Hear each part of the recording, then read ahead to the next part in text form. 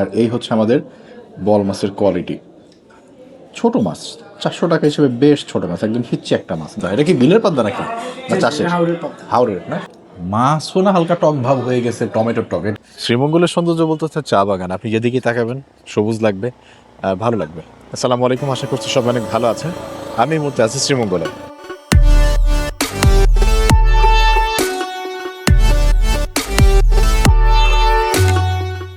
শ্রীমঙ্গল এমন একটা জায়গা যেখানে মনে হয় বাতাসেও চা পাতার গন্ধ পাওয়া যায়, মনে হয় বাতাসটাও সবুজ। জঙ্গল ভেদ করে ছুটে চলা ট্রেনের শব্দ, সবুজের বুক চিরে ডুবে যাওয়া রক্তিম সূর্য শুধু শ্রীমঙ্গলে এমন প্রখরভাবে অনুভব করা যায়। মাধবপুর লেকের দুপাশের চা বাগানের টিলা আর মাঝখানের একচিলতে লেক সহজে সবার মন সতেজ করে তোলে। লাওয়া ছড়ার বড় বড় গাছ আর ইতিহাস আটকে রাখে অনেকক্ষণ। শ্রীমঙ্গলের সৌন্দর্য থরে থরে সাজানো, শুধু দেখা নয়, অনুভবও করতে হয়। দীর্ঘ 8 ঘন্টা, সকাল 7টায় গাড়ি তুলেছি, এখন 3টা 10 বাজে। মানে 8 ঘন্টারও বেশি সময় লেগেছে শ্রীমঙ্গল পৌঁছে। এই রাস্তার কাজ শেষ না হওয়া পর্যন্ত বাই রোডে কেউ সিলেট শ্রীমঙ্গল আসার চিন্তা না করাই ভালো। তবে এখানে যাওয়ার পথটা সহজ না। সংস্কারে ব্যস্ত রাস্তা যাত্রাটা অসহনীয় করে তুলেছে। বাড়তি রিসোর্ট ভাড়া আর খাবারের দাম অনেকের কাছেই শ্রীমঙ্গলকে এখন ধরাছোঁয়ার বাইরে নিয়ে যাচ্ছে। শ্রীমঙ্গল যাচ্ছি, বাসের যাত্রা বিরতি দেওয়ার পর অটোমেটিক আরও 1-1.5 ঘন্টার বিরতি হয়ে গেছে। এখানে সিরিয়ালে বসে আছি, বাস একটু একটু করে আগাচ্ছে। মানে এটা আনবিলিভেবল রকমের কষ্ট হয়েছে।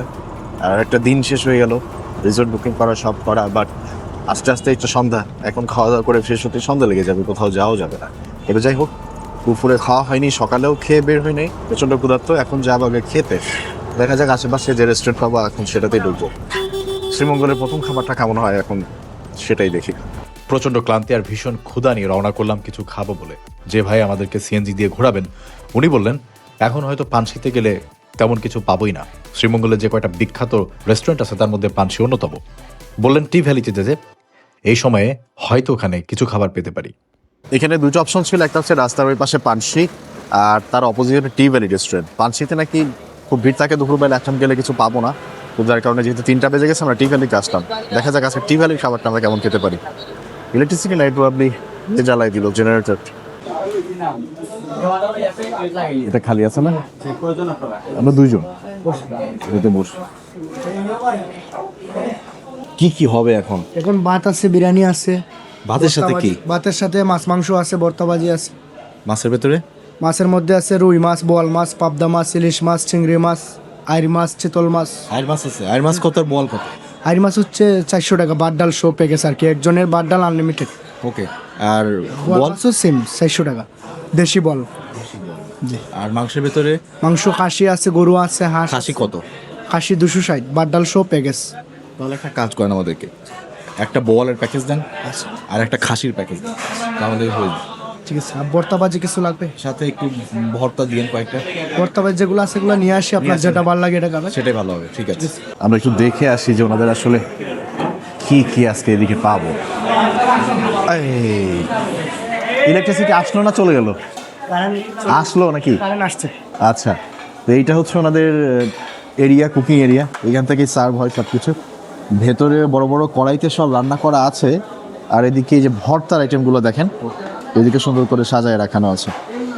এখানে শ্রীমঙ্গলের বেশিরভাগ রেস্টুরেন্টই এই বাংলা খাবার যারা বিক্রি করে একই কোয়ালিটির খাবার সবার কাছে মোটামুটি পাওয়া যায়। পানশিতে ওই বল মাছ, পাবদা মাছ এগুলো পাওয়া যায়, এখানে কিন্তু সেই আইটেমগুলোই আছে।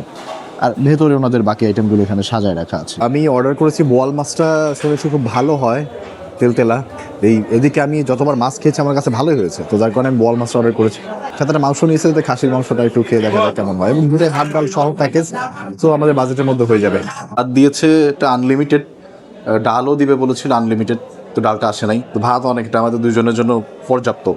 এখানে ভর্তা ভাজি, এটা কি ভাজি, ডিম দেখেছি একটা, এটা একটা ভরাইতে, মানে 1 2 3 4 5টা ভর্তা দিয়েছে। আর এটা হচ্ছে আমাদের খাসির মাংস, সাইজটা বেশ ভালো আছে। বল মাছের যেটা 400 টাকার প্যাকেজ, যেহেতু বল মাছের সাইজটা একটু ছোট মনে হলো, এটা আর একটু বড় হতে পারতো। রিং পিস দিয়েছে, খুব একটা খারাপ না। তো আমরা অনেক কিছুই অর্ডার দিয়েছি, এটাই হয়ে যেত। এখন মনে হলো যে যেহেতু খাচ্ছি আমি এর আগের বার পাবদা মাছ খেয়েছিলাম পানশি থেকে, সেটার দাম নিয়েছিল আমার কাছ থেকে 150 টাকায় 2 পিস। এখন খাচ্ছি প্রায় 2 বছর পরে আসলাম আবার আমি শ্রীমঙ্গল, তো এখন খাচ্ছি টি ভ্যালিতে 2 পিস পাবদা মাছের দাম হচ্ছে 200 টাকা। দেখা যাক সাইজটা কীরকম আসে। পাবদা মাছটা এখানে খুব মজার হয়, ওনারা বলে বিলের, আমি জানি না সঠিক যে আসলে বিলের কিনা, বাট মজা হয় আমাদের পাবদা। এটা কি বিলের পাবদা নাকি না চাষের? হাওড়ের না, বাবা সাইজও ভালো আছে না, খারাপ সাইজ না। এই যে পাবদা মাছের সাইজটাও কিন্তু বেশ বড়, 2 পিস দিয়েছে, তো বললো হাওড়ের। জি শিওর ভাই, থ্যাংক ইউ। এটা নিছো না, এটা নিছো না, তাহলে এইটা খাও, এটা দেখে মনে হচ্ছে একটু লোভনীয়। ঠিক আছে, তো আমিও ভর্তা দিয়ে শুরু করব। এই ভর্তাটাই নিই, একটা ভর্তা খাওয়া হয়ে গেল আমাদের। এটা আসলে কিসের ভর্তা দেখে না বোঝার উপায় নাই। এই দেখেন, এটা দেখে আমি কোনোভাবে বুঝতে পারবো না এটা কিসের ভর্তা। আমি মাখাই নিয়ে খাওয়ার পরে যদি আর কি একটু আইডিয়া হয় যে ভর্তাটা আসলে কিসের। এটা আবার কি, কাটা নাকি? এটা কচু? আমিও জানি না, খাওয়া যাক, খেয়ে দেখলে বুঝবো। বিসমিল্লাহ। এটা মানকচু, মানকচু ঝাল ঝাল করে বাটা করে, আমাদের এলাকায় বাটে, পাটায় সেদ্ধ করে রসুন মরিচ এগুলো দিয়ে বাটা করে, তো সেটা মজা লাগে। আর কচুর সাথে আমার কাছে মনে হয় যে একটু ঝাল ঝাল ফ্লেভারটা থাকলে বেশি মজা লাগে।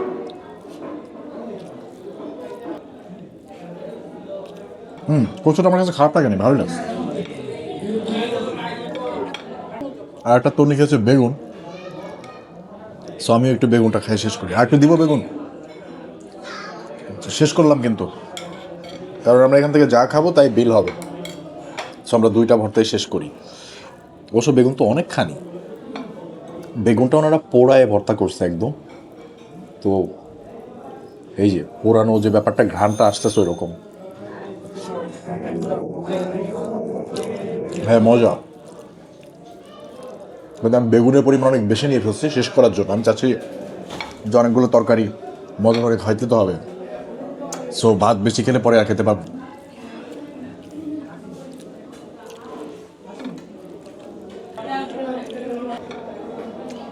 বেগুনটা ওনারা পোড়া দিয়ে ভর্তা করলে না, অত পোড়া যে ঘ্রাণ ওটা অতটা না, অন্যান্য তেল পেঁয়াজ মরিচ দিয়ে ওনারা এটা ব্যালেন্স করে ফেলছে। আমি সেদ্ধ বেগুনের ভর্তা বেশি পছন্দ করি পোড়া বেগুনের থেকে, বাট এটাতে পোড়াটা অতটা বুঝতে পারিনি, এটা ভালোই লাগছে আমার কাছে। এরপরে ওনাদের পাবদা মাছটা খেতে চাই, সাইজটা মিডিয়াম, অনেক বড় তাও না, ছোট তাও না, একটু ঝোল নিয়ে নিলাম। ঝোলটা একেবারে ঘনর থেকেও ঘন মাছের ঝোল, চাউটা দিয়ে করা। 2 পিস না 3 পিস টমেটো পেয়েছি এর ভেতরে, দেখা যাক, শুধু ঝোলটা আগে খাই। ওই ঝোলটা মজা লাগলো না, টমেটোর টক ভাবটা অনেক বেশি, এটা ভালো লাগলো না। তো টমেটো দিলে হালকা টক ভাব থাকে, বাট মশলা দেওয়ার কারণে তো এটা আসে না। এই হচ্ছে মাছ, এটা বললো যে হাওড়ের মাছ, তো আগে একটু মাছ খেয়ে দেখি। মাছও না হালকা টক ভাব হয়ে গেছে, টমেটোর টক, এটা নষ্ট মাছ না, মাছটা ভালো, বাট ওই তরকারির টক টক ভাবটা মাছের ভেতরেও চলে গেছে। পাবদা মাছ অলওয়েজই খেতে ভালো লাগে, এটাও ভালো লাগতো আর একটু বেশি আমার কাছে যদি এই টক টক ভাবটা একটু কম থাকতো, তাছাড়া ঠিক আছে, বেশি টক টক। তবে এই টকটা খেয়ে বোঝা যাচ্ছে যে এটা নষ্ট তরকারি না, টমেটোর কারণে। পাবদাটাকে অ্যাভারেজ বলতে হবে, এটা সুস্বাদু বলার মতো মাছ না, মানে মাছ ভালো, তরকারিটা সুস্বাদু বলার মতো না। একটা মাছ আছে আমাদের, সেটা হচ্ছে যে বোয়াল মাছটা, এটা আমি অর্ধেক নিব। এটা রিং পিস না দিয়ে যদি একটা বড় পেটির পিস দিত তাহলে ভালো লাগতো। না আপাতত কিছু লাগবে না, থ্যাংক ইউ ভাই। আমরা এটাও তো টমেটো দিয়ে করা, আল্লাহ জানে এটাও টক হয় কিনা, এ তুলতে গিয়েই তো হিমশিম খাচ্ছি। যাই হোক, ভেঙে গেছে, বাট নিতে পেরেছি। বাট ভয় লাগছে যে এটার ঝোলটা ওই পাবদার ঝোলের মতো বেশ টমেটো দেয়া, এরকম টক হলে তো মজা লাগবে না। যাই হোক দেখি এটাও কি সেম কিনা। এই যে টমেটোটা আছে, সরিয়ে রেখে আগে হচ্ছে ভাতটা মুখে দিই। আর এই হচ্ছে আমাদের বল মাছের কোয়ালিটি। ছোট মাছ, 400 টাকা হিসেবে বেশ ছোট মাছ, একদম হিচ্ছি একটা মাছ। মানে এই বলের তো ওই যে আমাদের মিরপুরে টোলারবাগ থেকে এই বল হচ্ছে 500-600 টাকা কেজি বিক্রি হয় এই সাইজের বল। তো এইটার এক পিস আর ভাত ডাল দিয়ে 400 টাকা একটু বেশি এক্সপেন্সিভ। দাম হিসাবে সাইজটার একটু বড় ভেবেছিলাম আমি। এটাও টমেটোর টক তরকারি, টক ভাবটা ওইটার থেকে একটু কম, বাট একই রকম। শুধু মাছটা একটু খাইতে দেখি। মাছটা তো না, বোয়ালটা একদম আশানুরূপ তো দূরের কথা, বোয়াল মাছের স্বাদটা বোয়াল মাছ থেকে পাচ্ছি না। এটা একদম ছোট একটা বোয়াল ছিল এবং স্বাদটাও ভালো না। না, বোয়াল খেয়ে হতাশ হলাম। আর মাছের রান্নাটা সব ওনারা একই রকম করে ফেলছে, একটু ভেরিয়েশন আনা উচিত ছিল, একটু তরকারি দিয়ে করতে পারতো নাকি শ্রীমঙ্গলে এরকমই করে, আমি জানি না আসলে। অনেকদিন আগে খেয়েছিলাম, তখন তো পাঞ্চিতে খেয়েছিলাম, ওটা আলাদা ছিল, এরকম টক ছিল না। আর একটু ভাত নিয়ে নিই। আরেকটা আইটেম আছে আমাদের, সেই আইটেমটা হচ্ছে আমাদের খাসির মাংস। খাসির মাংস থেকে খাসির মাংসের ঝোলটা নিই। এইটা একটু ঝাল ঝাল হওয়ার কথা, দেখেও কালারটা দেখে মনে হচ্ছে বেশ ঝাল ঝাল হবে। দেখেন, তো দেখা যাক এটার ঝোলটা কেমন। মাংস পরে নিচ্ছি, আমি একটু ঝোলটা খেয়ে দেখি। খাসির মাংসের ঝোলটা দিয়ে মাখানোর পরে তো ভালো কালার আসছে, মনে হচ্ছে ঝাল হবে, দেখা যাক।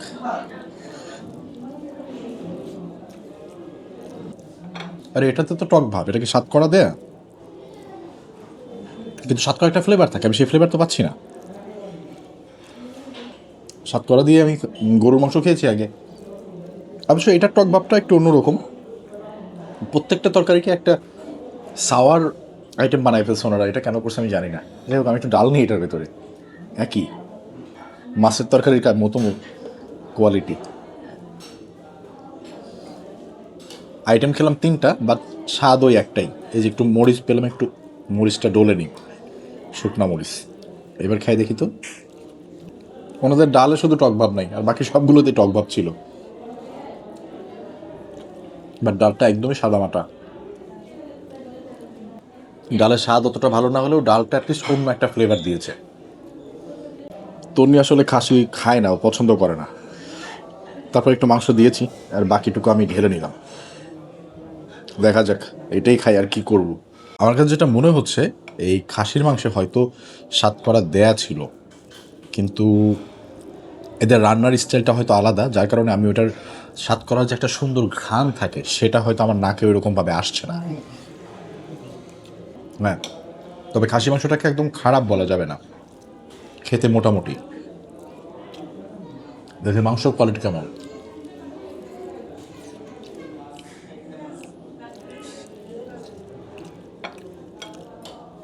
তবে মাংসের সাইজ, তরকারি সব মিলায় যদি ধরি আমি, তাহলে 260 টাকায় খাসির মাংসটাই অর্থিত। বল মাছটা হয়েছে সবচেয়ে লসের। আর একটু ভাত লাগবে। সাতকরা যেহেতু শ্রীমঙ্গলে আসছি, বা সিলেটের একটা এরিয়া, মৌলভীবাজার জেলার একটা উপজেলা, তো এইখানে তো অবশ্যই সাতকরা দিয়ে খেয়ে যাবই। আজকে তাড়াহুড়োর উপরে যে রেস্টুরেন্টটা চোখে পড়লো, যে এখানে গেলে খাবার পাবো, খেয়ে নিলাম আর কি।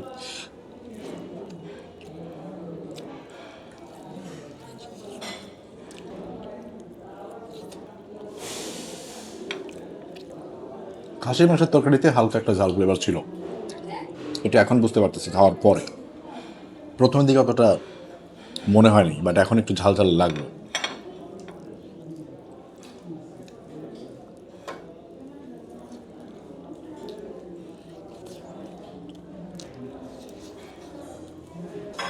তো আমাদের টি ভ্যালিতে খাওয়া দাওয়া হলো। এখানে ওনাদের সিস্টেমটা একটা জিনিস ভালো আছে, যে আপনি যে তরকারি যেটা নেবেন ওটার সাথে প্যাকেজে ভাত আর ডাল চলে আসবে। মানে মাছের দাম দিলে তার সাথে ভাত ডাল আছে, মাংসের দাম দিলে তার সাথে ভাত ডাল আছে।